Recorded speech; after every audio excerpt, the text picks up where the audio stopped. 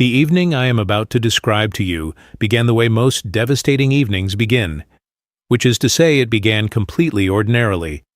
I had worked a full shift at the mansion on Forsyth Park, walking the property the way I had walked it for 19 years, checking the boiler pressure in the basement, testing the emergency lighting on the third corridor, writing my notes in the small green logbook I kept in my shirt pocket. The air outside was the particular thick air of a Savannah evening in late April, humid from a short afternoon rain, the kind of rain that does not cool anything but simply adds weight to the world. The magnolia trees on the east side of the property were still releasing water from their wide leaves, each drop hitting the brick sidewalk with a sound like a finger tapping a table. I drove home along Bull Street the way I always drove home, turning left on East 36th, and I noticed the truck before I noticed anything else. It was a large truck, white with rust along the lower panels, parked across half the street in front of 418 East 36th Street, the house where I had lived for 26 years. My house. The house where my wife Lydia and I had painted the kitchen 3 different colors before settling on the pale yellow she finally said was right. The house where the front porch boards had a specific creak on the left side that I had meant to fix for 11 years. And never did. The house where my son Nolan had grown into a man. There were 3 men I did not recognize carrying furniture through the front door. I sat in my truck for a moment and watched them. They were not carrying furniture in. They were carrying it out. The reading chair came through the door first. If you have been listening to me for any length of time, you know that I am not a man who dramatizes things. I report them. I tell you what happened, and I trust you to understand what it meant. So, when I tell you that I saw those 3 men carrying Lydia's reading chair through my front door and something happened in the center of my chest that I cannot describe to you in ordinary language, I am trusting you to understand the weight of that sentence without me having to explain it further. That chair was where she read every evening after dinner. Brown leather with a small repair on the left armrest where the seam had separated sometime around the year 2003. And she had stitched it herself with a curved needle and thread the exact color of the original leather. She kept a small table to its right, where she put her tea and whatever she was reading. When she was finished reading, she would set the book face down on the table and call to me from wherever I was in the house, and we would talk about whatever we had been thinking about that day. 26 years of evenings in that chair. 26 years of her voice calling my name from the front room. The men set the chair carefully into the truck bed and went back inside. I got out of the truck. Where are you right now as you are listening to this? What city? What state? Drop it in the comments because I want to know who is out there with me tonight. And what time is it where you are? If it is late, if the house is quiet and you found this somehow, I understand that better than I can properly say. Leave a like if any of this is landing somewhere real for you, and subscribe, because there is a new story here every single day. Now, let me tell you what I found when I walked through that door. The front hallway of my house smelled the same way it always smelled, wood and something faintly floral from the dried arrangement Lydia had kept on the console table near the stairs for as long as I could remember. But the console table was gone. There was a pale rectangle on the wall where it had stood, a shadow of the object left in the paint, the way a photograph leaves a ghost of itself on paper when you develop it in too much light. Nolan was standing at the end of the hallway near the kitchen door, holding a clipboard and speaking to a man in a gray shirt who was writing something down. My son was 35 years old, and he had his mother's jaw and my height and a particular way of holding his shoulders when he was nervous that I had noticed since he was a young man. His shoulders were up. He saw me come through the door and something moved across his face that I could not immediately identify. It was not guilt exactly. It was something more complicated than guilt. It was the expression of a man who had made a decision and had not yet figured out how to present it. I asked him what was happening in my house. He told the man in the gray shirt to give us a minute. The man stepped around me and went outside. Then my son looked at me with the particular directness he had developed as an adult, the kind that seemed like confidence but which I had long understood was actually a way of preventing the conversation from going to places he was not ready to go, and he said that he had arranged for some of the furniture and household objects to be sold. He said the house needed to be cleared, He said I had been living surrounded by things that were keeping me stuck in a time that was finished. He said that no object in the world would bring his mother back.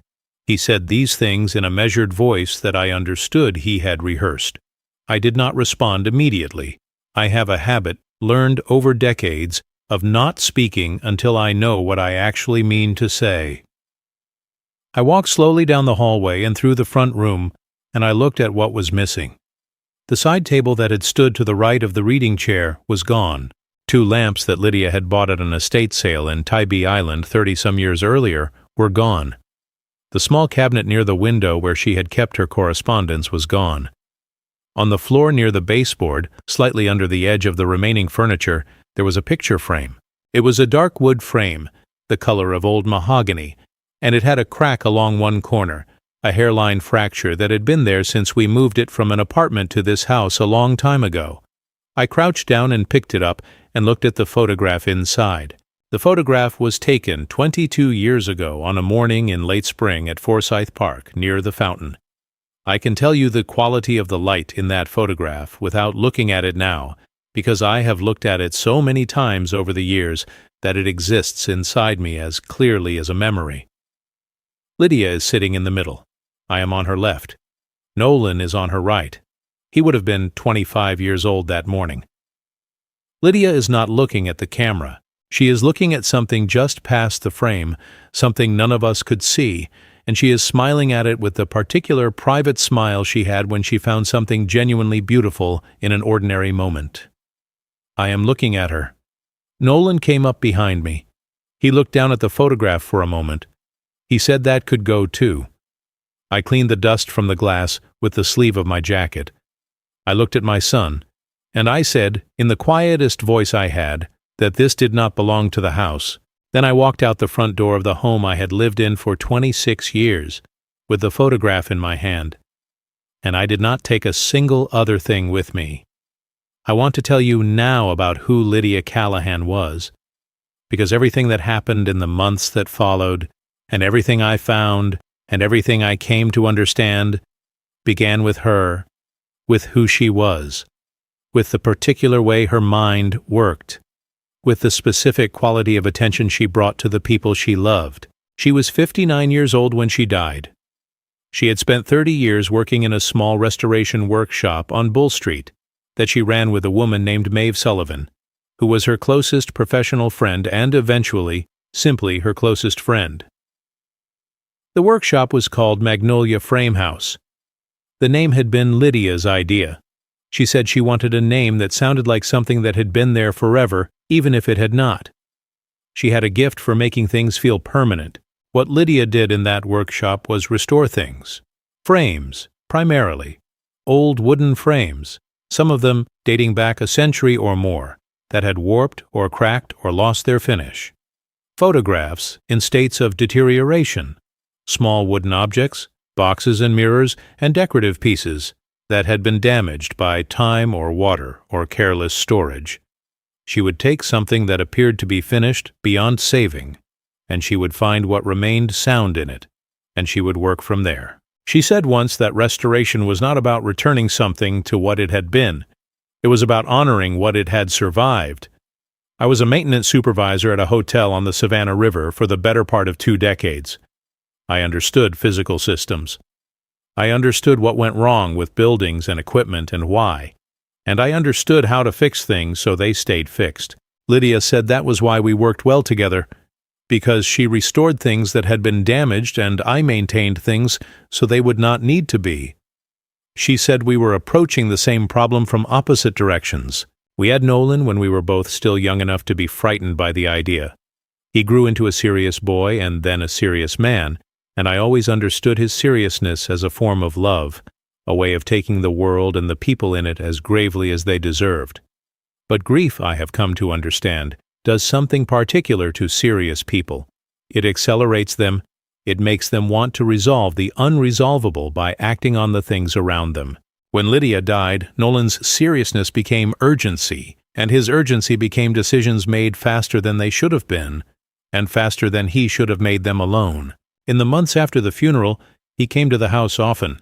He would bring food from a restaurant near his apartment, prepared meals in containers that he would arrange in the refrigerator with a quiet efficiency that I recognized as his way of doing something when he did not know what else to do. He would sit at the kitchen table with me, and we would drink coffee and sometimes talk, and sometimes simply sit in the way that two people who have lost the same person can sit together, each of them holding the loss from a slightly different angle.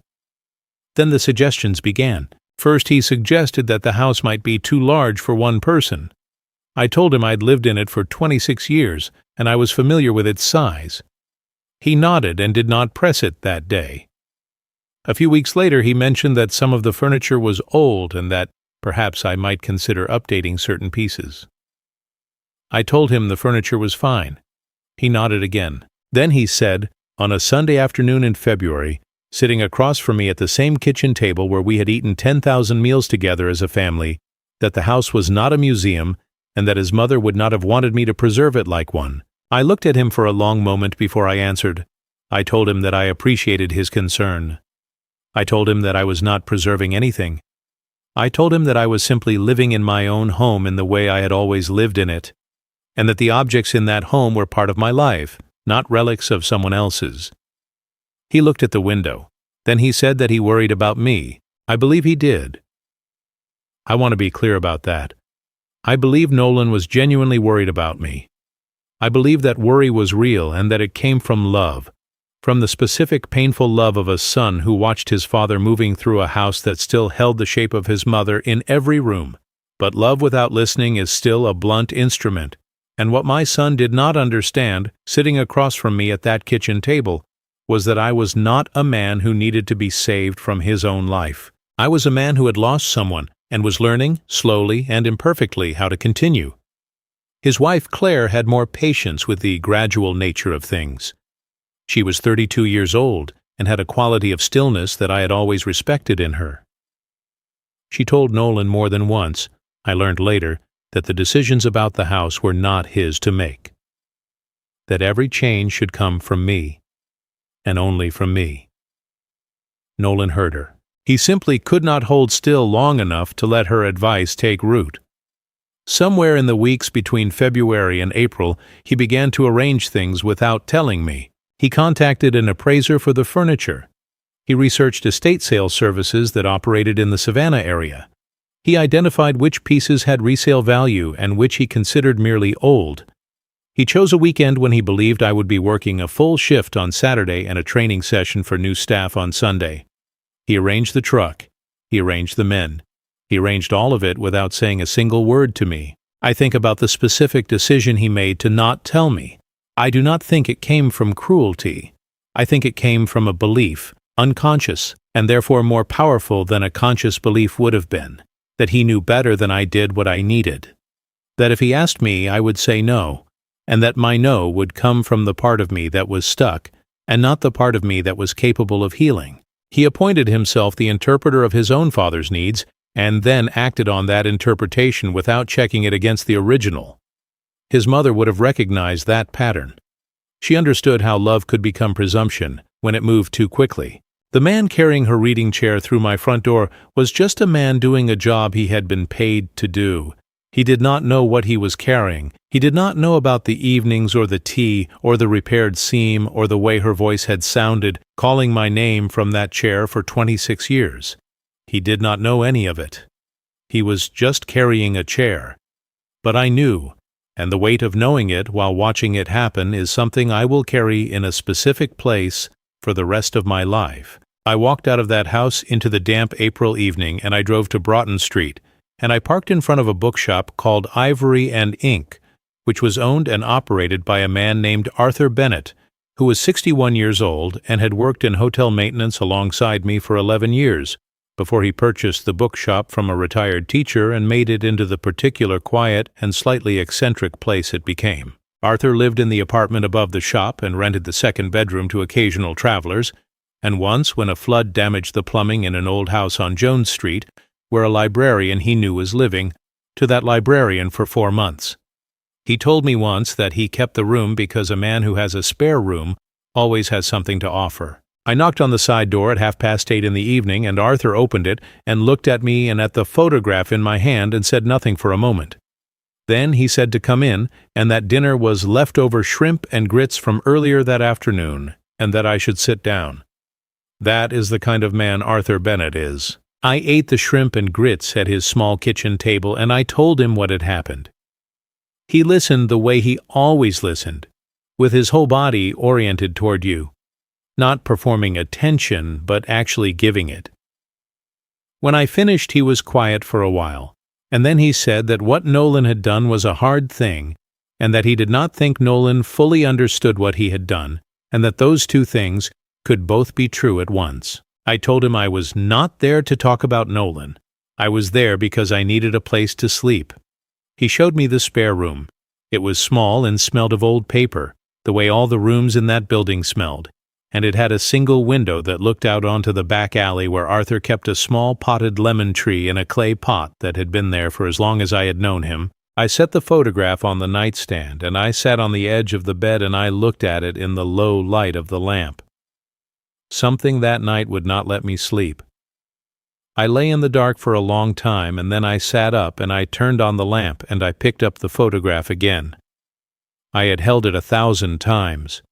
I knew the weight of it, the slight unevenness of the glass from where it had been replaced once after it cracked, the smooth dark wood of the frame, the hairline fracture at the corner. I am not entirely sure what made me look more closely at the back. Perhaps it was simply the restlessness of a man who cannot sleep. Perhaps it was something I had noticed subconsciously a long time ago and had never attended to. Whatever it was, I turned the frame over and I looked at the backing, and I saw something I had not seen in 22 years of looking at that photograph. The backing had 2 layers. The outer layer was a piece of aged brown paper, the kind used to seal frames when they are assembled, slightly yellowed at the edges and soft the way old paper gets soft after years of being handled and set down in different places. But underneath it, just visible at the corner where the paper had lifted slightly, was a layer of linen.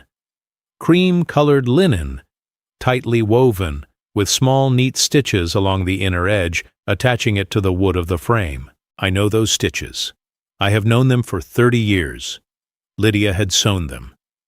I sat in that small room above Arthur Bennett's bookshop until nearly 2 in the morning with a butter knife from the kitchen and the patience of a man who understood that whatever was underneath that linen had been placed there deliberately and deserved to be reached with care.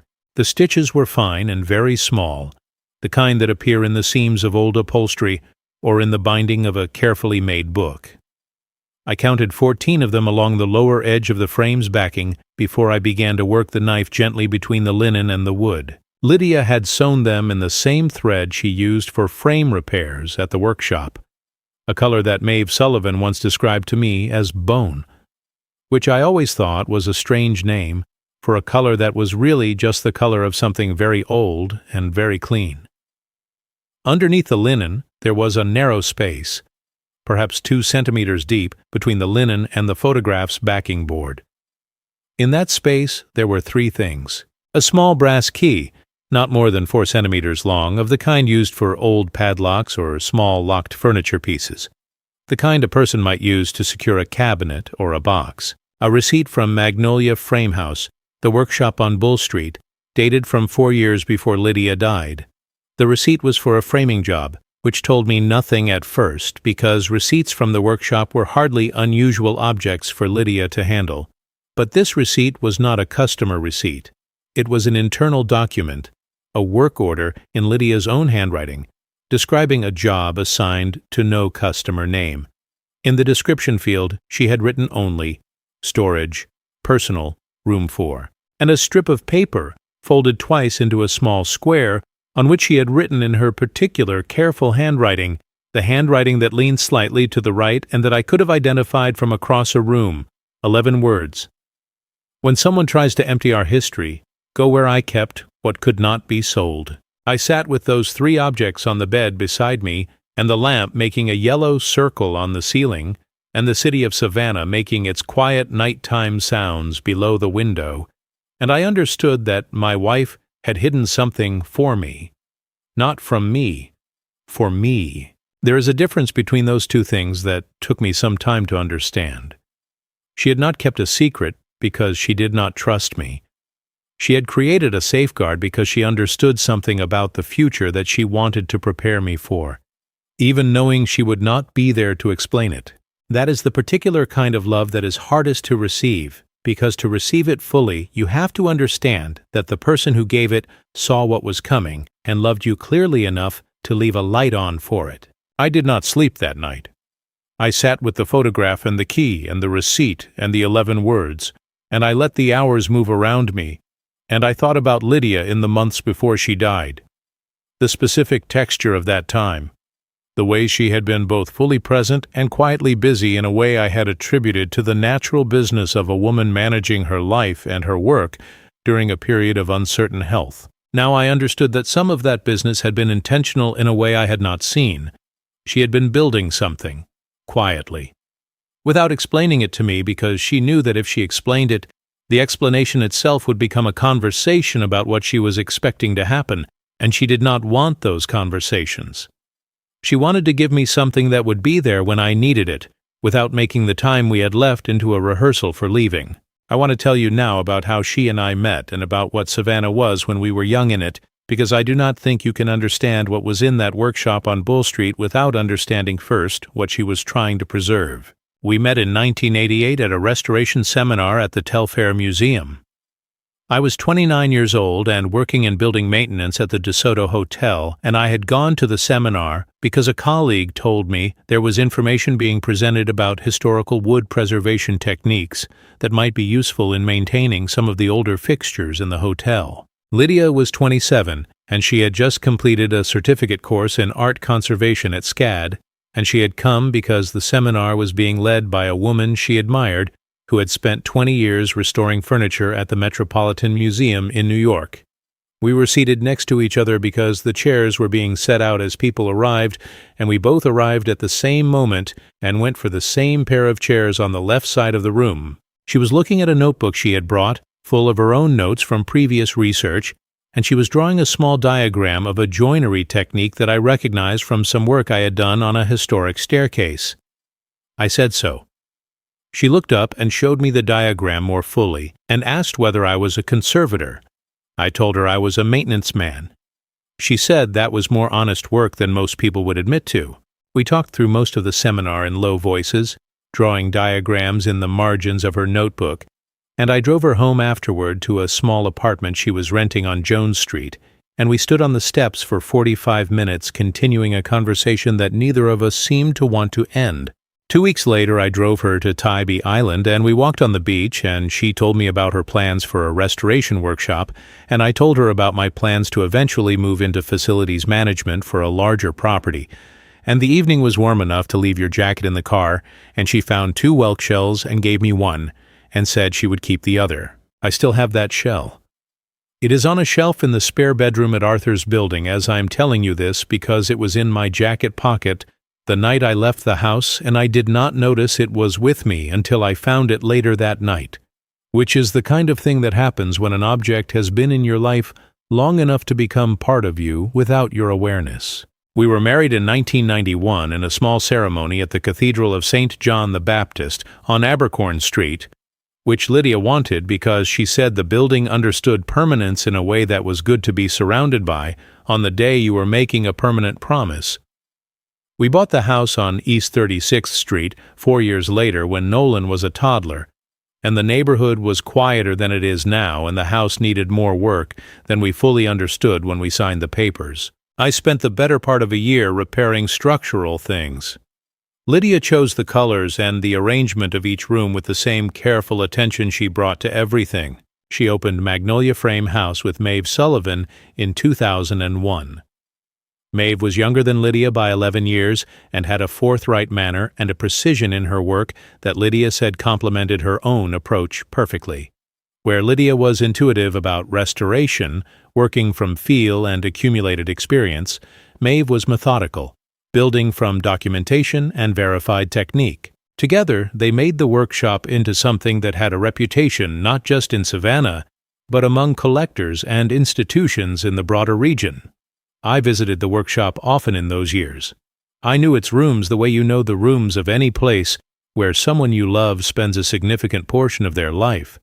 The front room with its long work table and the good north light coming through the high windows. The storage area at the rear of the ground floor, where supplies were kept in the particular organized disorder that Lydia always said made complete sense if you knew the logic behind it, which only she did. The small office that she and Maeve shared, with their 2 desks facing opposite walls, which Maeve once said meant they could be in the same room without being in each other's way. I did not know there was a 4th room. Or I thought I knew there was a 4th room, and that it had been closed off years ago when the building's upper floor had some water damage that was repaired, but left the rear section of that floor in a condition that made it impractical to use for workshop activities. This is what I had been told at some point, or what I had inferred, or what I had simply assumed because the door to that section of the upper floor had been locked every time I had occasion to walk past it, and a locked door in a working building tends to become invisible over time. Lydia had kept the key. In the morning, I called Maeve Sullivan. She answered on the 2nd ring, which told me she had been awake for some time, and when I said her name, she said mine back in a way that carried the whole of what she already knew was happening. I had called her the day Lydia died. I had called her a few months after, when I was beginning to understand the shape of a life reconfigured around an absence. She knew my voice when something was wrong in it. I told her I had something of Lydia's that I needed to speak with her about. I told her it was a key. There was a silence on the line that lasted long enough for me to hear the ambient sound of wherever she was, the particular quiet hum of a building in the early morning. Then she said to come to the workshop. Before I get to what I found there, let me stop for just a second, because I have been carrying this story for a long time, and saying it out loud to whoever is listening right now is doing something to me that I was not fully prepared for. So let me ask you, where are you right now? What city? What state? Drop it in the comments, because I want to know who is out there listening to an old man work through the hardest and the most beautiful year of his life. And if you know someone who has lost a person who was the center of their family, someone who is trying to figure out what the shape of things is now, share this with them. Maybe hearing this will help them know they are not alone in it. Subscribe if you have not already. New story every day on this channel. And let me tell you what I found behind that door. I parked on Bull Street at 8:30 in the morning. The street was doing what Bull Street does in the morning, the particular Savannah morning business of coffee cups and dog walkers, and the distant sound of traffic from Forsyth Park, where people were already moving. The magnolias on the median were at the beginning of their bloom, the white flowers just opening, and the smell of them mixed with the smell of the wet pavement from the night's humidity. Maeve was waiting at the front door of the workshop. She was 48 years old, wearing the kind of work clothes she always wore, practical and dark-colored, her hair pulled back the way it always was when she was working. She looked at me for a moment when I reached the door, and then she looked at my hand and at the small brass key between my fingers. She said, "Come upstairs." We went through the front room where 2 frames were laid out on the long table waiting for work to continue on them, through the hallway at the rear of the ground floor, and up the wooden stairs that I had climbed many times over the years. The upper floor was divided, as I understood it, into the usable front section with its windows and its storage shelving, and the closed rear section behind the locked door. Maeve stopped at the locked door. She did not say anything. She simply stood beside it and waited. I put the key in the lock. It fit with the particular smoothness of a key and lock that have been made for each other, and the bolt turned cleanly and the door opened. The room behind it was not what I expected. I do not know fully what I expected. Perhaps dust and water damage and the residue of a space that had been empty for a long time. What I found was a room that was clean and organized and entirely, unmistakably, Lydia. The windows at the far end were tall and faced east, and the morning light was coming through them in long columns that fell across a wood floor that had been swept recently, perhaps not that morning, but not long before. Along the left wall there were shelves, built from the same wood as the rest of the building's shelving, and on those shelves were objects arranged with the care that Lydia always brought to arrangement. Frames in various stages of completion, boxes, wooden and cardboard both, each labeled in her handwriting.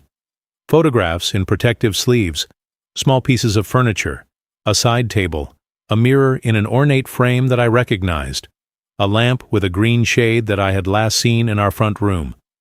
The reading chair was there, not the chair that had been carried through my front door the evening before. That had been a different chair, similar in color and general appearance, one that had stood in the second bedroom for years. The reading chair, the brown leather one with the repaired seam on the left armrest, the one where Lydia had spent 26 years of evenings, was in this room. It had been here, I realized, for some time, reupholstered with careful attention to the original material, refinished on its wooden feet, placed against the east wall where the morning light could reach it. I stood in the doorway of that room for a long time before I went in. Maeve did not come in with me. She stayed in the doorway, one hand on the doorframe, and she said quietly that Lydia had asked her to keep the room exactly as it was, that she had been maintaining it, keeping it clean and at the right temperature and humidity for preservation for the 2 years since Lydia had finished putting it together. She said Lydia had told her that the right person would come for the key when the time came, and that when they did, she should let them have the room to themselves. Then Maeve went back downstairs. I walked into the room slowly, the way you walk into a space that feels like it exists slightly outside of ordinary time. I looked at the shelves. I read the labels on the boxes. I recognized objects and understood, as I looked at them, the difference between what I had been told was gone and what had actually happened to those things. The lusas, the dishes from Lydia's mother, her grandmother's set with the blue border that I had assumed was in the shipment taken from the house the evening before. There was a box on the third shelf labeled with her mother's name, and beneath it the words, "Original Set, Complete." I opened the box and looked at the dishes inside, and they were wrapped in tissue, the way they had always been wrapped when Lydia stored them. What Nolan had sold or arranged to sell had not been those dishes. It had been a set of everyday plates that had occupied the same cabinet, similar enough in appearance that he had not known the difference. I understood then the specific scope of what Lydia had done. She had been removing things from our house over the final 2 years of her life. Not frantically, not all at once, but carefully and selectively, identifying the objects that carried the most irreplaceable meaning and finding a way to keep them somewhere safe. She had replaced several of them with similar objects that served the same visual function in the house without being the originals. She had done this so quietly and so gradually that I had not noticed. I, who had lived in that house with her, and who believed I knew the location and significance of every object in it, had not noticed. The particular intelligence of what she had done was that she had understood something about the future that was painful to understand. She had understood that after she was gone, the house and what was in it would become contested ground. Not necessarily maliciously, but that grief moves differently through different people, and that someone in her family might believe the kindest thing to do with the physical evidence of her life was to remove it. She had not assumed bad intentions. She had simply prepared for the possibility of insufficient imagination, the kind of loving blindness that does not understand that some objects are not about the past at all, but about holding the present together while people find their footing. She had loved her son enough to anticipate him without condemning him. I found the Quaderno, the notebook, on the work table in the center of the room. It was bound in green fabric, a deep forest green, the color of the moss that grows on the older stones in Colonial Park Cemetery in the particular wetness of a Savannah winter. It was not large, not much bigger than a paperback book, and it was full of Lydia's handwriting in the particular blue ink she always used. I sat down in the reading chair, in the morning light coming through the tall east windows, and I opened it. She had written in the front, in larger letters than the rest of the text, "For whoever needs this first." I turned the pages carefully. She had written about the room, about the objects in it and what each of them meant and which person in the family she intended each for. She had written about her work and what she had learned in 30 years of restoration, specifically about the difference between an object that has ended and an object that has simply been damaged. She had written about Savannah and what the city had meant to her, and the specific streets and seasons and moments that she wanted someone to remember in case her own remembering was no longer available. And she had written about us, about Nolan and about me, about what she understood of us and what she loved in us and what she worried about. She wrote that she was not afraid that I would forget her. She said she knew I would carry her with a loyalty that was so deep in my character that it was almost structural, built into the way I moved through the world, the way the load-bearing walls of a house are built into its structure. She was not worried about my forgetting. She was worried about my stillness. She said that loyalty and stillness were not the same thing, and that she knew the difference even when I did not. She wrote that she was not afraid that Nolan would fail to move forward. She knew he would move forward. His energy and his practicality and his deep need to resolve things would carry him forward. She was worried about his direction. She said that moving forward and moving through were not the same thing, and that she knew the difference even when he did not. She had built this room because she understood that the two of us, left to our own approaches to her absence, might cancel each other out. That my stillness and his momentum might become a conflict instead of a conversation. That we might lose each other in the loss of her. She did not want that. There was a section of the notebook I could not open without her specific permission, which she had indicated with a folded page sealed with a small piece of wax pressed with the tip of her thumb. The impression of her thumbprint was in the wax, and I looked at it for a long time, and I did not break the seal. That section was for Nolan. I knew it without reading the label on the outside of the fold because the objects on the shelf beside it were labeled with his name. A wooden clock that I recognized as having belonged to Lydia's father, which I had believed was lost in a move sometime in the 1990s. A photograph in a small frame. A letter in an envelope with his name on the outside in her handwriting. I left those things where they were. I sat in the reading chair until the morning light moved across the floor to the opposite wall, and I read the sections of the notebook that were mine to read, and I let myself be inside the particular experience of being known completely by someone who is no longer present to do the knowing. I stayed in that room for most of the morning. Maeve came up once, around 10 o'clock, and set a cup of coffee on the work table without saying anything, and went back downstairs. The coffee was the particular strong, dark roast she always made, the kind Lydia used to say could resurface a floor if you applied it correctly, and the smell of it mixed with the smell of the old wood and the preservation materials in the room and created something that was entirely specific to that space and that morning, and that I knew I would never encounter again in quite that combination. I drank the coffee and I kept reading. Lydia had organized the notebook in the way she organized everything, with a logic that was not immediately obvious, but which revealed itself completely once you found its center.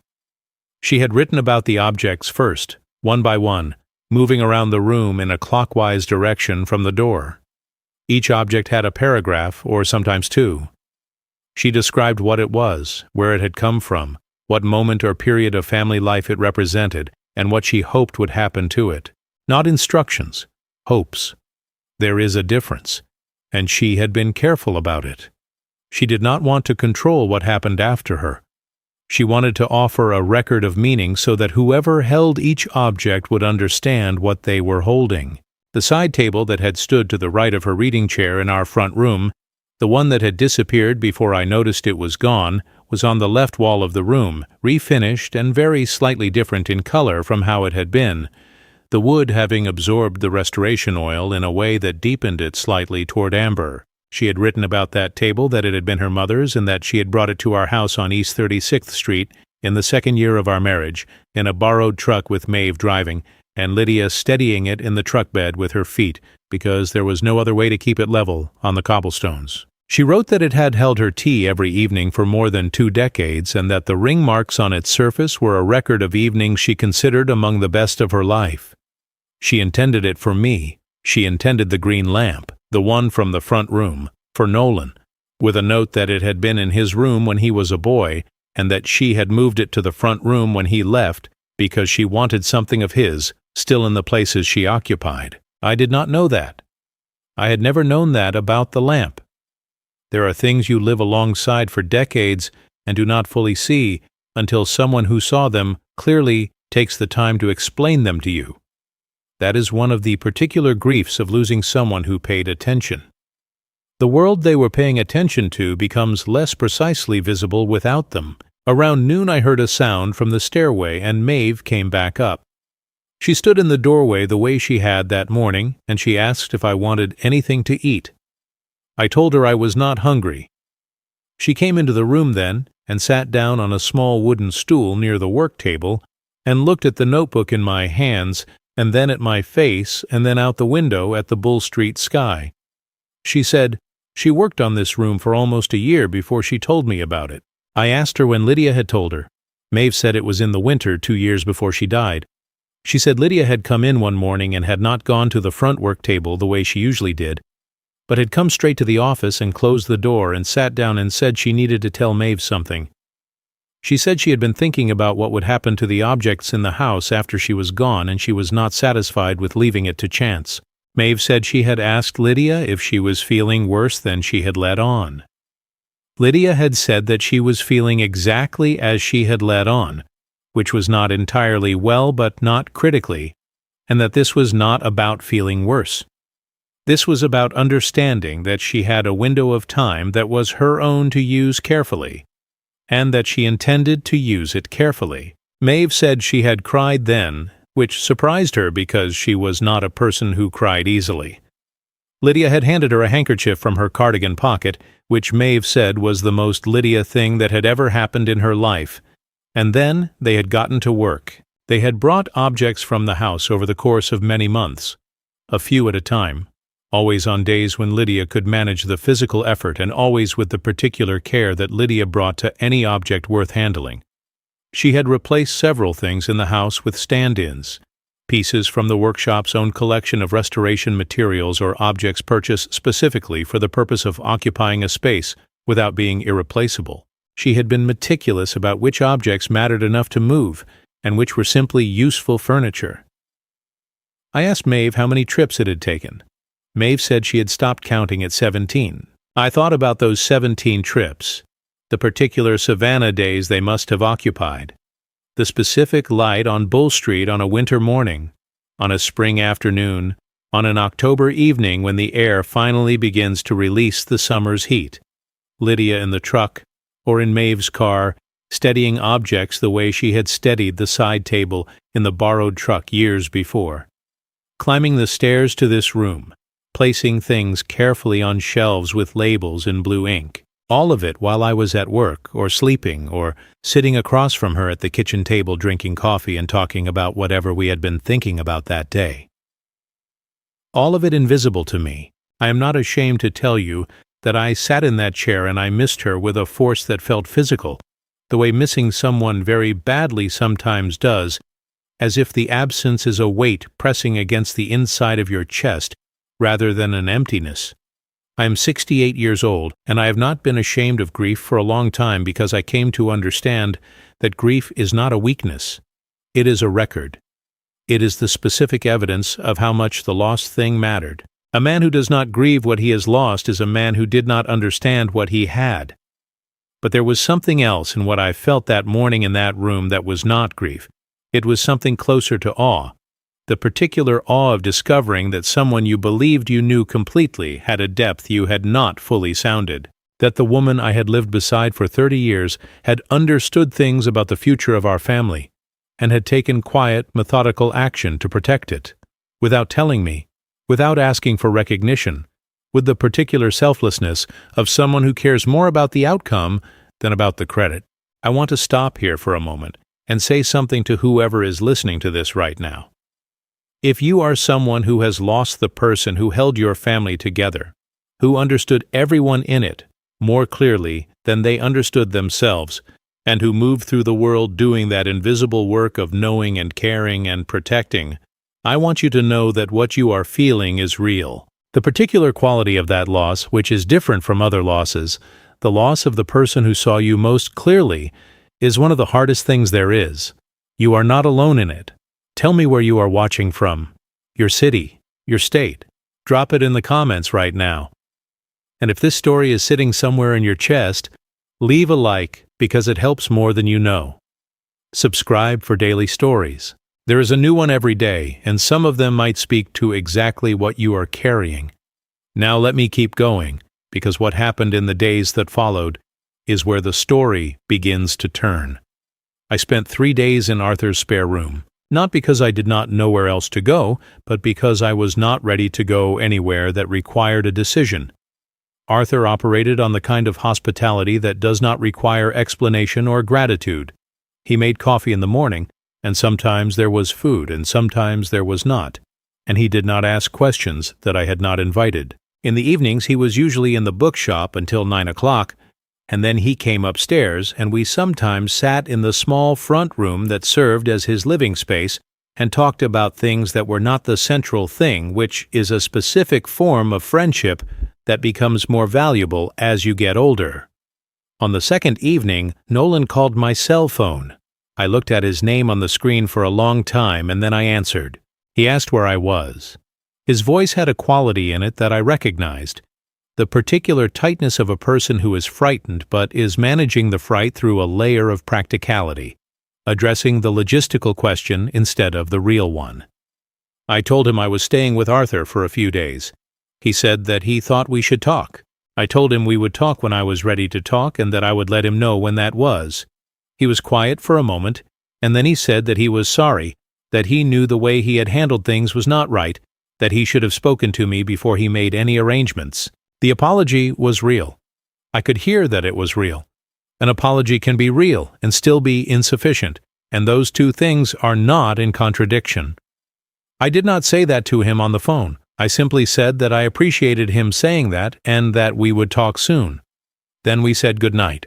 After I ended the call, I sat in the dark of the spare room for a while, and I thought about him, about the specific person my son was and how he had arrived at the man he had become.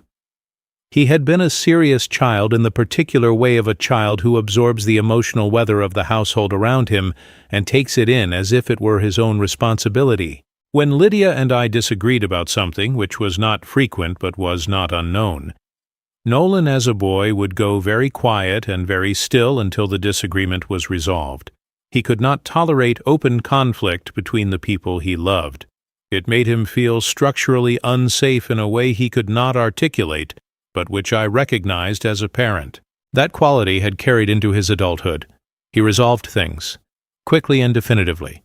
He had a strong preference for closed questions over open ones. When he had taken over the management of Lydia's medical logistics in the final difficult months, scheduling appointments and managing communication with her doctors and organizing the practical dimensions of her care, he had done it with the same quality of urgent resolution, as if the swiftness and thoroughness of his management could contain the thing he could not control at all. After she died, there was nothing left to manage in that way, and the house, full of her objects and her presence, and my particular form of continuing grief, had become for him the open question he could not tolerate. He had tried to close it. I did not excuse what he had done, but I was beginning to understand it. On the morning of the third day I went back to Magnolia Frame House. Maeve was at the work table in the front room working on the frame of a large oil painting, a piece from a private collector that she had been handling for several weeks. She looked up when I came in and she asked how I was sleeping. I told her not particularly well. She said that was honest. Then she asked if I had finished reading the notebook. I had read the parts that were mine to read. I told her that. She said there was something else she needed to give me, and she went to the small office and came back with a flat envelope, the kind used for protecting unframed photographs. Inside was a single photograph, printed on the slightly heavier paper of a professional print rather than a home photograph, and it showed the workshop. This workshop, the front room, on a specific afternoon when the light was at a particular angle that told me it was late summer, late afternoon, and in the center of the frame, standing at the work table with the frame in her hands and her head slightly bowed toward the work, was Lydia. She was perhaps 55 in the photograph. She did not know she was being photographed. Her expression was the expression of complete absorption in work, the expression I had seen on her face 10,000 times, the one that made her look both very far away and very entirely herself. Maeve said she had taken it 2 years before Lydia died on an afternoon when the light was doing something particular, and she could not help herself. I held the photograph for a long time. Then I asked Maeve something I had been circling toward for 3 days.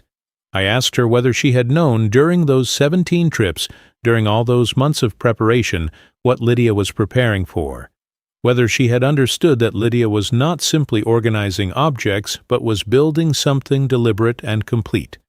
A kind of inheritance that operated entirely outside of legal documents and financial accounts. Maeve was quiet for a moment. She set down the tool she had been holding. She said she had understood it from the second or third trip. She said that Lydia had been very clear, even when she was not using direct language, about what she was doing. She said she had thought many times about whether she should tell me, about whether keeping it from me was the right choice. I asked her what had kept her from telling me. She said Lydia had asked her not to, not as an order, as a request, which was different. She said Lydia had explained that if I knew, I would want to be involved, and if I was involved it would become about me helping her rather than her preparing something for me. She said Lydia knew me well enough to know that I would not be able to receive a gift that I had helped make. I sat down in the chair near the office door. Outside on Bull Street, a streetcar went past, and the sound of it moved through the building the way sound moves through old buildings, not sharply, but as a slow vibration in the floors and walls. I thought about what Maeve had said, about Lydia knowing me well enough to know that I could not receive a gift I had helped make. I sat with that for a while, and I understood that it was true, and that it was one of the most precise things anyone had ever said about me. I want to stop here again, because I realize as I am telling this that there are probably people listening right now who are in a family that is pulling in different directions, where the grief or the loss or the transition is making people handle things in ways that are causing real damage to the people around them. Maybe you recognize the urgency I am describing in Nolan. Maybe you recognize the stillness I am describing in me. And maybe you understand from your own experience how those two things can become a collision instead of a complement. So let me ask you, before I keep going, is someone watching this at 3 a.m. because they cannot sleep, because something in their family is broken right now and they do not know how to fix it? If that is you, leave me a comment. Just tell me where you are, what city, what state. And know that I am going to tell you how this ended, which was not perfectly but was honestly, and maybe that will help. Subscribe for daily stories, leave a like, and let me keep going. On the 4th day, I called Nolan and I told him to come to Magnolia Frame House. He arrived at 11 in the morning. He was wearing the kind of clothes he wore when he was not working, dark jeans and a gray shirt, and he looked like he had not been sleeping particularly well either. He stood in the doorway of the workshop and looked around the front room with the expression of a man who is trying to take in something larger than he expected. Maeve was not there. She had gone to a supplier meeting in the morning and had left the workshop in my temporary care, which was a thing I had never been asked to do before, and which I understood as a form of trust. I brought Nolan upstairs. He did not say anything when I unlocked the door to the 4th room. He walked in slowly, the way I had walked in 4 days earlier, and he looked at the shelves and the boxes and the frames and the objects, and his face did something complicated that I watched without trying to interpret too quickly. He stopped when he saw the reading chair. He stood in front of it for a long time. Long enough that the quality of the light in the room shifted slightly as a cloud moved across the morning sun outside the tall windows. Then he said, in a voice that was considerably quieter than his usual voice, that he thought that chair had been sold. I told him that the chair that had been sold was not this chair. He turned and looked at me, and I could see that he was understanding something, and that the understanding was costing him something real. I told him as plainly and as calmly as I could what Lydia had done, what the room was, why it existed, how long it had existed, how many trips it had taken, and what she had been preparing for. He sat down on the wooden stool near the work table, the same stool where Maeve had sat 4 days before, and he listened. He did not interrupt. He did not try to speak. He listened with the particular quality of attention that appears in people when they understand that what they are hearing is going to change something in them permanently, and that they have no choice but to let it. When I finished telling him, He sat for a while in the silence of the room. Then he said, very quietly, that he had thought he was helping. I told him I knew that. He said that he had not been able to stand being in the house, that every object in it felt like it was pressing something against him that he could not breathe through, that he had thought if the objects were gone, the pressure would ease. I told him I understood that the pressure was real, that I understood his instinct to move. I told him that his instinct and my instinct were different responses to the same unbearable thing, and that his mother had understood both of us well enough to know that neither of our instincts alone was sufficient. He looked at his hands for a moment. Then he looked up at me, and he asked if there was anything in the room for him. I walked to the shelf where the box with his name on it was sitting beside the sealed section of the notebook. I brought the box to the work table and I set it down. I told him that his mother had put this together for him and that it was his to open. I went downstairs. I waited in the front room of the workshop for a long time. I looked at the frame on the work table that Maeve had been working on, the large oil painting job, and I thought about the nature of restoration, about what it requires and what it produces, about how you begin with the thing as it is, damaged and imperfect, and you work from what remains sound, and you are not trying to return it to what it was, but to honor what it has survived. After approximately 40 minutes, I heard Nolan on the stairs. He came into the front room, and he sat down in the chair near the window, and he did not speak immediately. I did not press him. I sat across from him, and we let the Bull Street sounds come in through the slightly open door, the particular midday sounds of that street, and after a while he said that she had known. I asked him what she had known. He said she had known that he would try to clear the house, not because she thought he was wrong to want to, but because she knew him well enough to know that he could not hold still in pain, and that the objects in the house would bear the weight of that. He said she had written that to him, that she had not been angry about it, that she had simply seen it and prepared for it, and asked him, when he was ready to ask the question she named in the letter, to ask it to me. I asked him what the question was. He said the question was, who does this memory still help to remain standing? We sat with that for a while. The morning had become early afternoon while we were upstairs, and the light had moved in the room the way it moves in old buildings with high windows, slowly and with a quality of particularity, different in every season. Then Nolan said he wanted to undo what he could undo. The process of recovering what could be recovered took several weeks. Not everything was recoverable. 2 of the lamps that had been removed from the house had already been purchased and collected by the buyer, a woman who had seen the estate listing and driven down from Hilton Head specifically for them. The console table from the hallway had gone to an antique dealer on Liberty Street and was sold within a day of arriving. Some things were simply gone, not because they were irreplaceable in the deepest sense. The objects that mattered most were upstairs in the 4th room of Magnolia Frame House, but gone in the way that things go when time has moved past them. Nolan spent several days making calls. He was methodical about it, which was his nature, and he kept a list in the small notebook he always carried, and he worked through it with the same focused attention he brought to anything he decided to do. He managed to reach the buyers for 3 items that had not yet been collected and negotiated their return. He paid more than the original sale price for 2 of them because the buyers had been inconvenienced, and he felt that was the appropriate thing to do. He did not tell me the amounts. I did not ask. Claire came to Magnolia Frame House on a Thursday afternoon toward the end of that week. She came by herself, without Nolan, and she asked Maeve if she could see the room.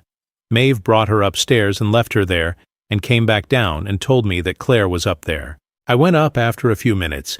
She was standing near the reading chair with her arms crossed, not in the way of defensiveness, but in the way of someone who is trying to hold themselves together slightly. She was looking at the objects on the shelves with an expression I recognized from my own first morning in the room, the expression of someone encountering the evidence of a love that operated on a larger scale than they had understood. She said, "Everett, I am so sorry." I told her she had nothing to apologize for. She said she had known something was off in how Nolan was moving through the grief, that she had said so to him multiple times, that she had told him the house was not his to manage. She said she had felt helpless in the specific way you feel helpless when someone you love is in pain, and channeling that pain in a direction you can see is going to cause damage, but you cannot make them stop. I told her I understood that helplessness. I told her she had done what she could and that the outcome, whatever it was going to be, was not on her. She looked at the reading chair for a moment, and then she asked if she could sit in it. I told her, of course. She sat in it carefully, with the particular care of someone handling something they understand is significant, and she looked at the room from that position, and she was quiet for a while. Then she said it smelled like Lydia in here. A little.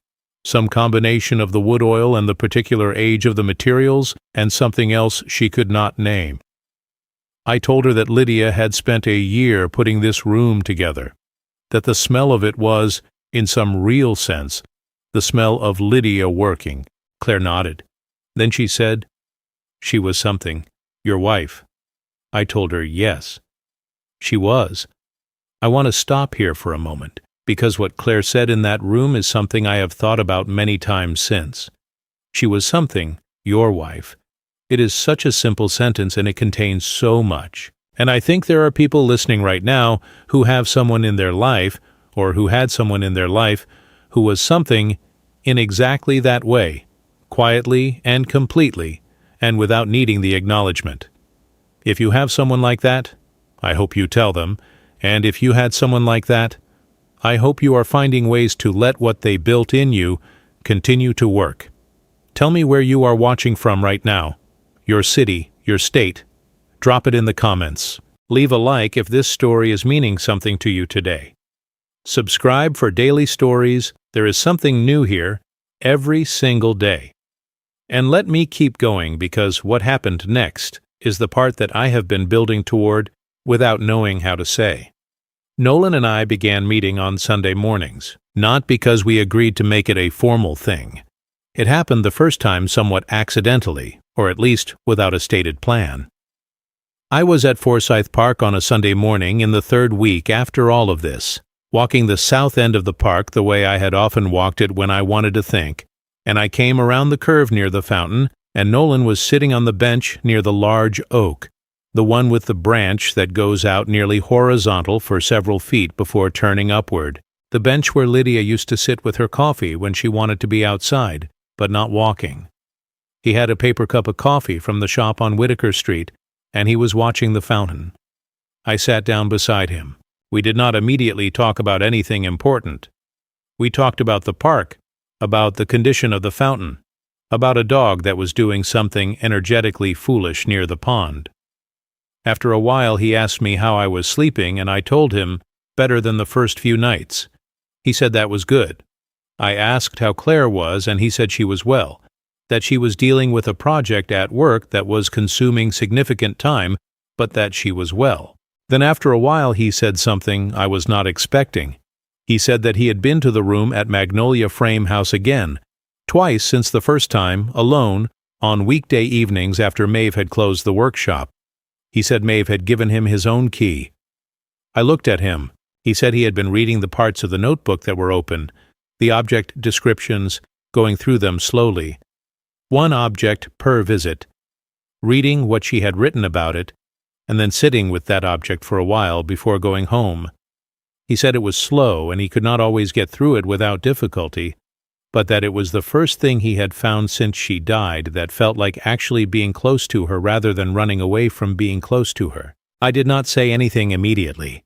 The fountain was doing what fountains in Forsyth Park do, making its particular sound that carries through the whole south end of the park and mixes with the sound of the oak leaves and the distant traffic on Drayton Street. Then I told him that I thought she would be glad to know that. He nodded and drank his coffee. I told him about the whelk shell I had found in my jacket pocket on the first night at Arthur's building. He did not know the story of the whelk shells, the evening on Tybee Island when his mother and I were first together. I told him the whole story, standing on the steps on Jones Street talking until neither of us wanted to stop, and the particular way the evening had been warm enough to leave your jacket in the car, and the 2 shells she found and gave me one of. He listened the way he had listened upstairs in the room, with his whole attention. When I finished, he asked what had happened to her shell. I told him I did not know, that I had not found it anywhere in the objects Lydia had left. He was quiet for a moment. Then he said that maybe she had kept it somewhere he had not found yet, that maybe there were still things to find. I thought about that on the walk back to Arthur's building. The idea that a person of sufficient depth and intentionality leaves things that take time to find, that the finding is not a single event but a continuing one, that love of a certain quality does not finish being discovered when the person is gone, but goes on revealing itself in objects and notes and rooms and small brass keys hidden in picture frames, for as long as the people who were loved remain attentive enough to keep looking. The weeks that followed had the particular texture of a period of reconstruction, which is not the same as repair. Repair implies returning to the prior condition. Reconstruction is something different. It is building from what remains toward something new, something that acknowledges the damage as part of its structure rather than something to be hidden or overcome. Nolan began spending time at Magnolia Frame House, not just reading, but helping. He had no training in restoration work, and Maeve made clear to him in her direct way that he was not to touch anything on the work tables, but there were practical things that needed doing in the building, maintenance work, the kind I might have done if I had been involved from the beginning, and Nolan was capable and willing in the way he was capable and willing in anything he turned his attention to. He fixed a window latch on the upper floor that had been stiff for years. He repaired a section of shelving in the storage area that was showing stress. He repainted the exterior trim on the side entrance on a Saturday in May when the weather was exactly right for paint. Maeve watched all of this with the particular dry appreciation she had for useful work done without excessive commentary. After the third or fourth Saturday, she told him, without ceremony, that he was becoming a reliable nuisance and that she appreciated it. I understood that as high praise from Maeve Sullivan. I was also spending time at the workshop, but in a different mode. Maeve had begun, in a way that was gradual enough that I did not notice it was happening until it had happened, to involve me in the conversations she was having about the room upstairs, about what to do with it, whether it should remain a private space or whether it might serve some larger purpose. She had been thinking, she told me one afternoon, about what Lydia would have wanted to happen to a room full of objects and their histories and the tools of preservation and restoration. She thought Lydia would have wanted it used, not used up, used, made available to the kind of work she had spent 30 years doing, which was not simply the technical work of restoring materials, but the human work of helping people understand what their objects meant and how to care for them. She proposed that the room might become a space where people could bring photographs and small objects connected to people they had lost and learn the basic techniques of preservation. Not a museum or an archive, but something more active, more personal, a place where the work of keeping memory intact was practiced by the people who most needed to practice it. I sat with this idea for several days before I said anything about it. I thought about what it would mean, about what it would require, about whether it was the right interpretation of what Lydia had built up there. Then I thought about what Lydia had written in the notebook, about her 30 years of understanding that restoration was not about returning something to what it had been, but about honoring what it had survived. And I thought that a room where people came to honor what they had survived, carrying the physical evidence of the people they were learning to live without, was exactly the right use of a space that had itself survived in secret for 2 years by being carefully and lovingly maintained. I told Maeve I thought it was exactly right. She said good, then she said she would need help, and that she assumed I had some time on my hands given that I was living above a bookshop on Broughton Street. I laughed. It was the first time I had laughed since the evening with the truck outside my house on East 36th Street, and the sound of it surprised me slightly, the way laughter sometimes does when it has been absent for a while and returns unexpectedly. I told her I supposed I had some time. I am still at Arthur's building as I am telling you this. I have been there for several months now, and it has become, in the way of temporary arrangements that extend past their temporary nature, something closer to a home than I expected. The spare room has accumulated certain objects over these months. The whelk shell on the shelf, the photograph from Forsyth Park on the nightstand, the green notebook, which Maeve has allowed me to keep in my care, on the desk under the window, a small lamp that was in the room when I arrived, and that I have not moved because its light is exactly right for reading in the evenings. I have not moved back to East 36th Street. This is a decision I have made consciously and without drama. I am not punishing Nolan for what happened. I am not waiting for something to be resolved before I return. I have come to understand that the house and I need a period of distance before the relationship between us can be renegotiated. It was built around a life that no longer exists in quite the same form. Before I return to it, I want to understand who I am in it without Lydia there, which is not something you can figure out by simply going back to the rooms. It is something you figure out by living differently for a while and letting what you learn come with you when you return. Nolan has been to the house on East 36th Street several times. He has been undoing what he can undo there, too. Some things have been returned. Some things, as I said, are gone. He has been learning to sit in the rooms without needing to resolve them, which for him is a significant and effortful practice. Claire comes with him sometimes, and sometimes he goes alone. He told me on a recent Sunday that he had been sitting in the front room in the evenings sometimes, not watching anything or doing anything particular, just sitting in the room where the reading chair used to be, in the pale yellow light of the room his mother had chosen the color of. He said it was getting easier. I told him that was what it did over time, when you stopped fighting it. Let me stop here one more time before I bring this to where it is now, because I am aware that there are people listening to this who are carrying something in their family that feels unresolvable, a silence that has gone on too long, a decision that caused damage that cannot be undone, a person you love who moved in a way that hurt you and who you have not found a way back to yet. I am not going to tell you that everything heals completely or that every broken thing gets restored to its original condition, because I have spent too many years watching my wife do restoration work to believe that is what restoration means. What I will tell you is that the things that remain sound, that have not been destroyed, are always enough to work from. If there is something sound in it, there is something to work with. That is what she taught me. Where are you watching from? Your city? Your state? Tell me in the comments. Subscribe for daily stories. Leave a like. And let me finish telling you how this year ended, which was not with everything perfect, but with something I think she would have recognized. It was a Saturday in November when Nolan brought the picture frame back to Magnolia Frame House. He had taken it from Arthur's building while I was at the workshop one morning, after calling Arthur and asking if he could come by. Arthur had let him in and shown him where the frame was, which I learned afterward he had done without hesitation, because Arthur Bennett has good instincts about what people need even when they have not asked directly for it. Nolan had spent 4 weeks restoring it himself, working on Sunday afternoons in the 4th room upstairs at the workshop, under Maeve's instruction. He had learned how to clean the glass without damaging the photograph.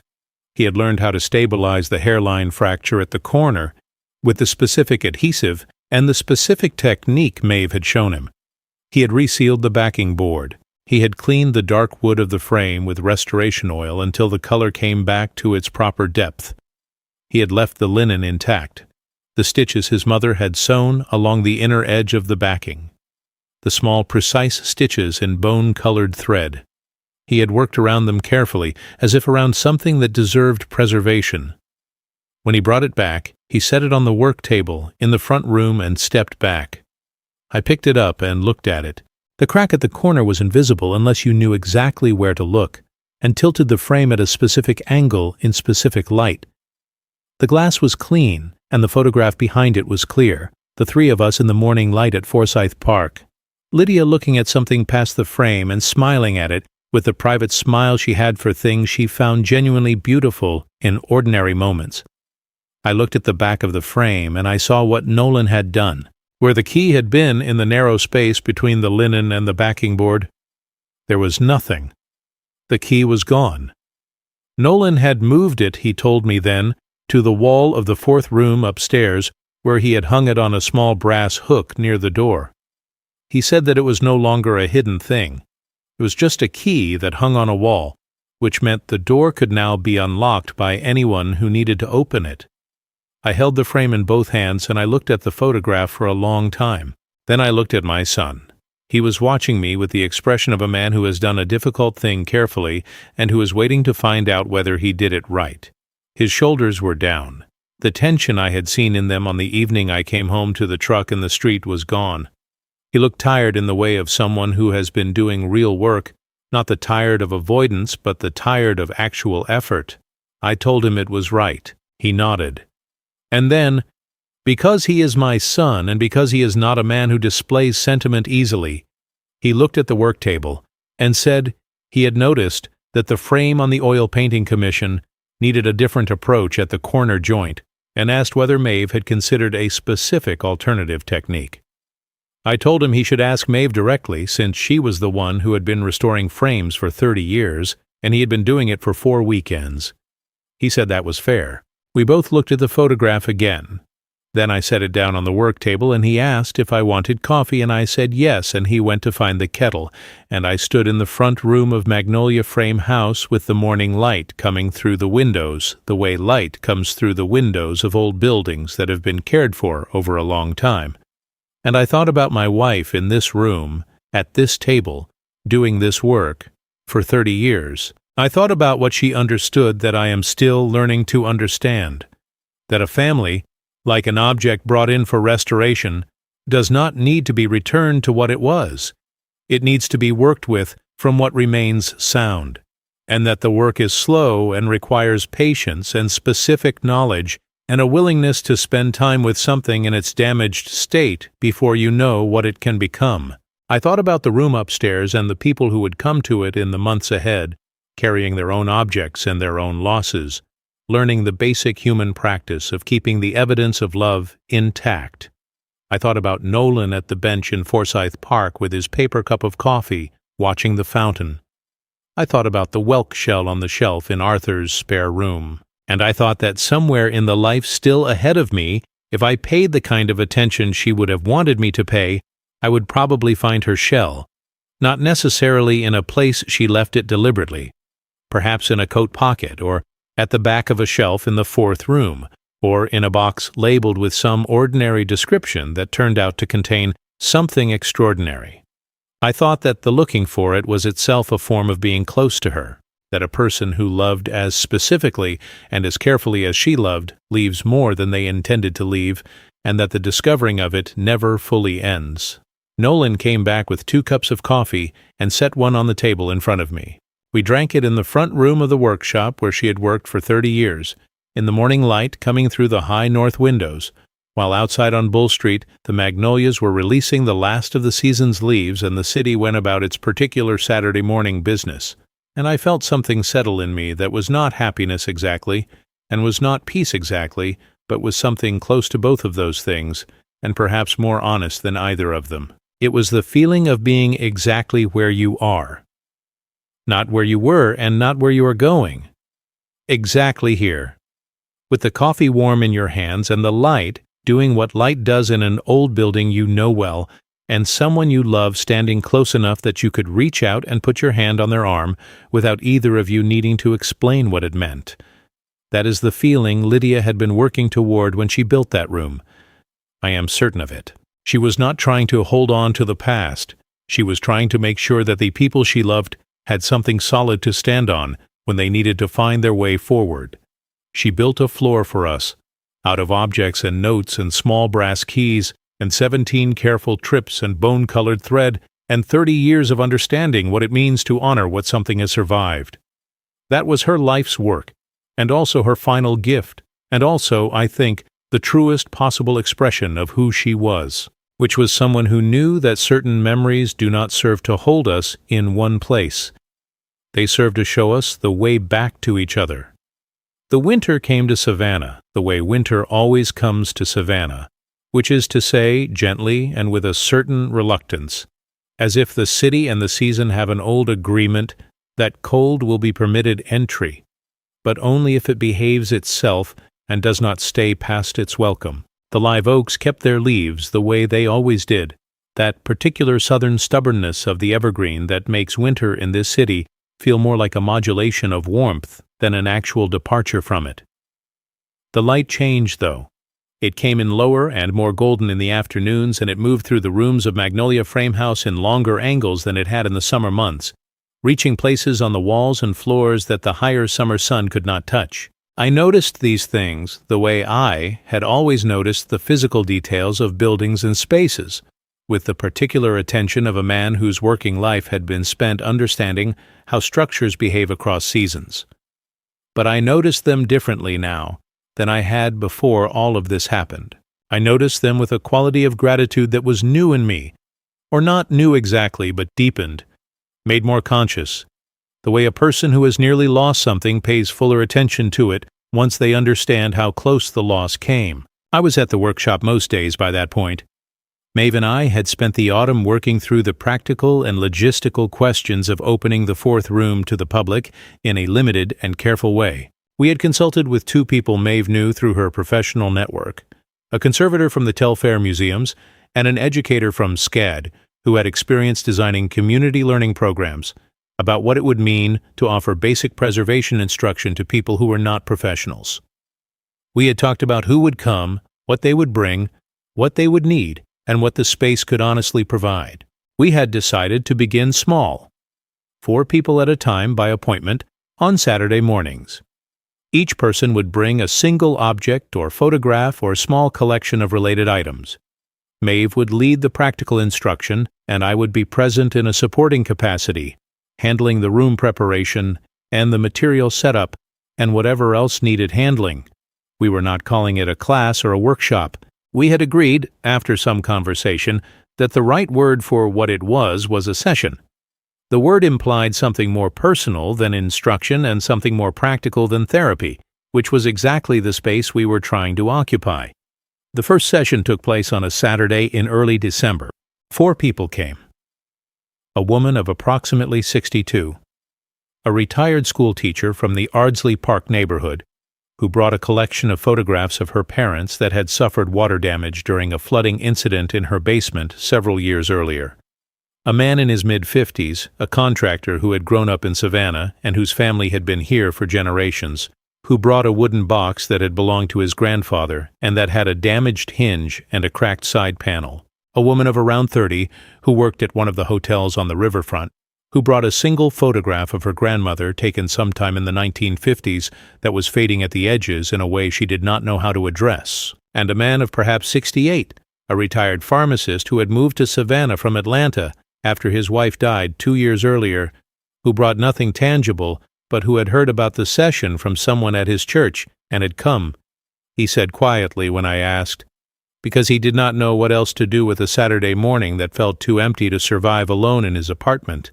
I want to tell you about that last man for a moment. His name was Gerald, and he was soft-spoken, and he had the particular quality of stillness that appears in people who have been very active their entire lives, and have recently had the activity taken from them by circumstances they did not choose. He sat in the room upstairs on the wooden stool near the work table, and he looked at the objects and the frames on the shelves, and he looked at the reading chair, and he looked at the morning light coming through the tall east windows. He did not have an object to work on, but Maeve gave him a simple task anyway. She gave him a small frame with a loose backing board, and asked him to observe carefully how she reseated the backing on the frame she was demonstrating, and then to practice the motion on his own piece. He observed. He practiced. He did not do it perfectly the first time or the second time. On the third attempt he seated the backing correctly, and it held, and he looked at it for a moment with an expression I recognized, because I had felt its equivalent in myself. The expression of a person who has made a thing stay that was not staying before. He came back the following Saturday. He has come back almost every Saturday since. I think about Gerald sometimes when I am trying to understand what the room is actually for. It is not only for objects. Objects are the medium through which the room operates, but they are not the point. The point is the practice of attention, the practice of sitting with something damaged and finding what remains sound in it and working from there. The practice of understanding that restoration is not about returning something to what it was, but about honoring what it has survived. These practices apply to objects made of wood and paper and glass, and they apply equally to the interior lives of the people who bring those objects through the door. Lydia knew this. She spent 30 years knowing it. The room upstairs is the most complete expression of what she knew, which she built with her hands and her time and her love during the last 2 years of her life and left for us to find when we needed it. I still live above Arthur's bookshop on Broughton Street. I have said this before and I say it again now because I want you to understand that my continuing to be there is not avoidance or stalemate. It is a considered choice. The house on East 36th Street is Nolan's responsibility at the moment, not legally, but in a practical and relational sense. He goes there regularly. He has been maintaining it, learning to be present in its rooms the way his mother was present in them, which is to say with attention and without the need to resolve everything immediately. He has been sitting in the front room in the evening sometimes. He has been making coffee in the kitchen that Lydia and I painted 3 different colors before we got to the pale yellow that was right. He has been learning the specific creak on the left side of the front porch steps that I meant to fix for 11 years and never did. He told me recently that he has decided not to fix the creak either. He said it would feel wrong to fix it now. I told him his mother would have had something to say about that from a structural maintenance perspective, but that I understood the sentiment. He smiled. It is a smile that has appeared more frequently in recent months, the particular smile of a person who is doing the harder and slower and more honest work of grief instead of the faster and more damaging work of avoidance, and who is beginning to feel the difference. Claire has been coming to the Saturday sessions occasionally. Not every week, but sometimes, on mornings when her schedule allows, and she sits in the room and works on whatever simple task Maeve assigns to her, and afterward, she and I sometimes walk along Bull Street for a while before she drives home. She does not say much during these walks, and I do not need her to. She has a quality of companionable silence that reminds me in the particular way that certain qualities in young people remind older ones of people they have lost, of Lydia in the early years of our marriage, before the natural fluency of long partnership had made silence between us as easy as speech. I told her that once on a November walk when the ginkgo trees on the median were doing their particular brief and extravagant thing with their yellow leaves, which they do every year for about a week before releasing everything at once. I told her she had a quality that reminded me of Lydia when she was young. She was quiet for a moment, and then she said that she was glad, that she had always hoped Lydia saw something in her worth recognizing. I told her that Lydia had recognized something in everyone she paid attention to, that it was simply her nature, and that what she had recognized in Claire was something she had described in the notebook, not in those terms, but in terms that amounted to the same thing as clarity. She had written that Claire had a clarity of attention that was a gift to anyone who received it fully. Claire did not say anything after I told her that. We walked the rest of that block without speaking, and then she said she needed to get to her car. She put her hand briefly on my arm before she turned to go. The gesture of a person who has received something they are going to need to carry for a while in order to understand it fully. I stood on the corner of Bull Street and watched her walk toward Whitaker, and then I turned and went back toward the workshop, and I felt, in the particular accumulated way of someone who is paying the kind of attention that grief teaches you to pay when you do not run from it, that something was being rebuilt, slowly, without the speed that Nolan had once needed everything to move at, with the patience that Lydia had understood was the only pace at which certain things could be built correctly. Let me stop here because I want to say something directly to you before I finish this. I have been talking for a long time tonight, and I am aware that not everyone who started listening is still here. But you are, and that means something to me, more than I can easily explain to a person I cannot see in a place I cannot name. So before I say the last of what I have to say, tell me where you are. What city? What state?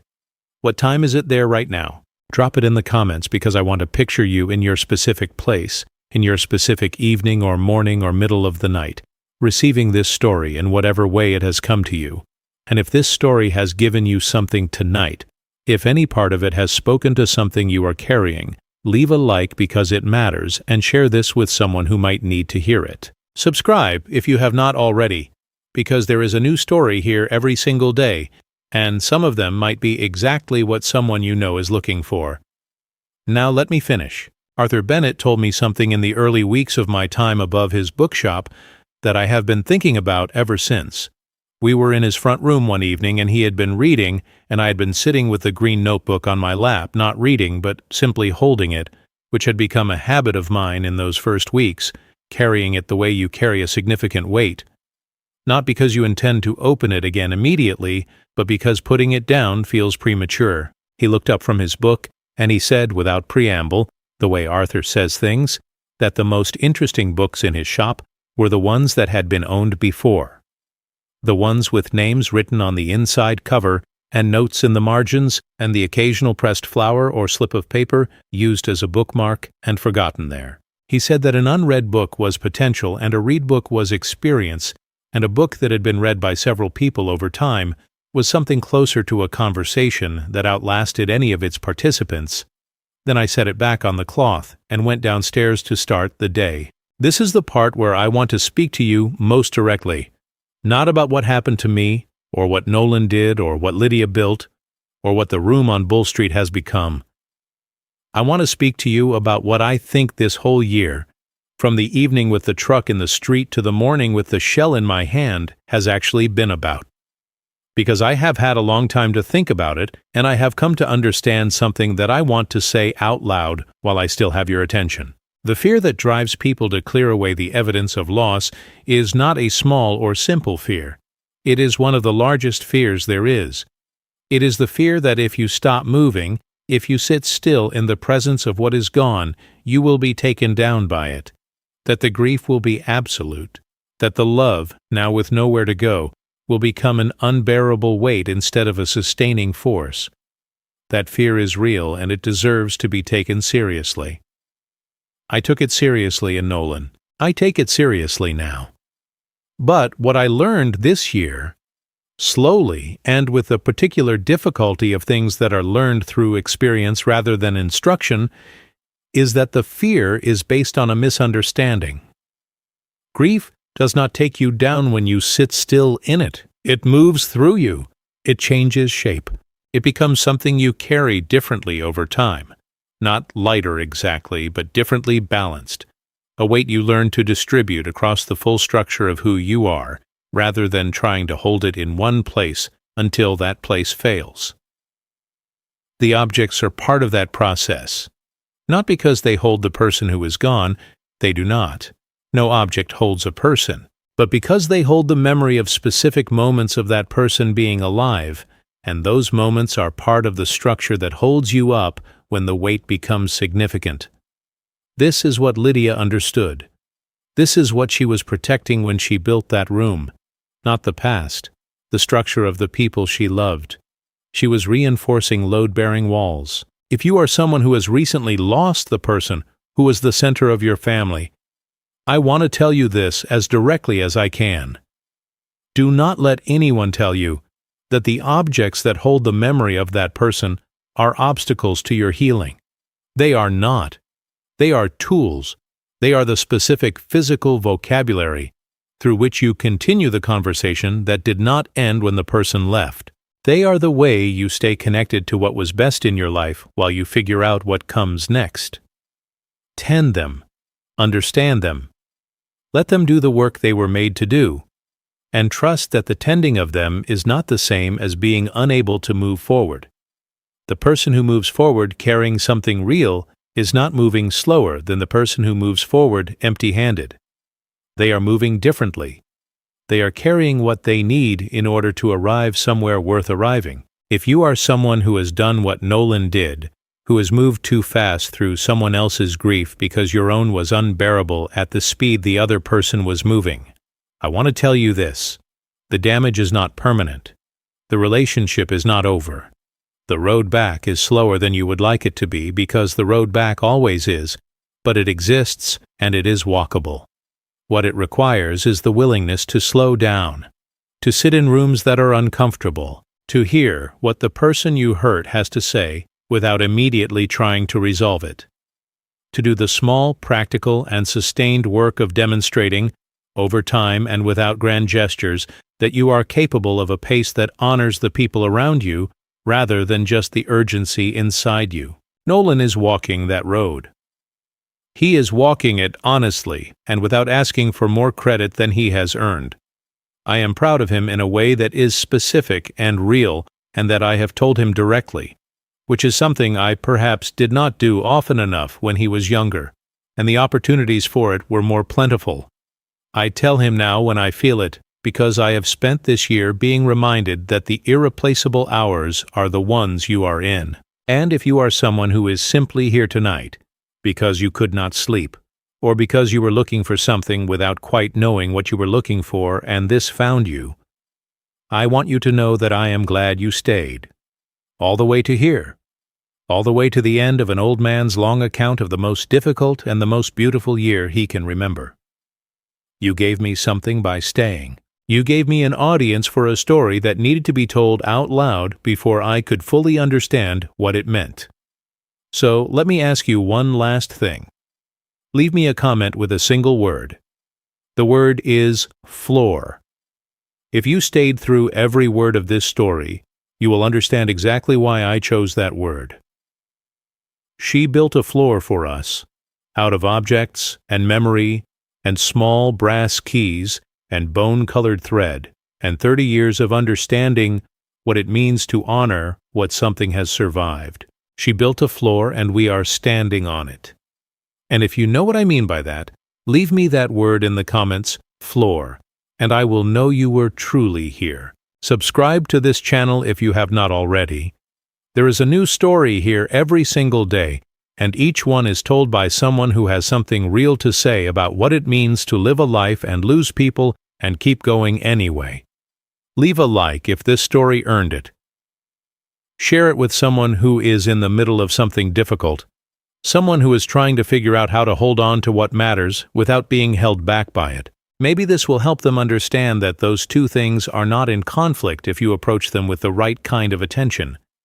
From wherever I am sitting in this city that smells of magnolia and old brick and river water and the particular warmth of a southern winter that never fully commits to being cold, to wherever you are sitting in your specific corner of this country or this world, in your specific hour with your specific weight, I want to say thank you. Genuinely and completely. You gave this old man something tonight that mattered more than I knew it would when I started talking. Take care of the people you love. Tell them what they mean to you while you are in the same room with them, and the light is doing whatever it is doing, and the ordinary day is moving around you with its irreplaceable hours. Do not wait for the right moment, because the right moment is always the one you are in. And if someone you love is moving too fast through something that requires slowness, or standing too still in something that requires movement, remember that these are not character flaws. They are grief in two of its most common forms. What they need from you is not correction. What they need is the particular patience of someone who is willing to be present with them in the pace they are at, while gently holding the space for the pace they need to find. That is what she did for both of us. For 30 years, and then for 2 years more, when she built the room and sewed the linen and left the key and wrote the words in blue ink in the green notebook. When someone tries to empty our history, go where I kept what could not be sold. I went there. Nolan went there. And what we found was not the past preserved in amber. What we found was a floor, solid and carefully made and built by someone who understood, better than either of us did, that the people she loved were going to need something solid under them when they tried to find their way back to each other. We are standing on it. Good night.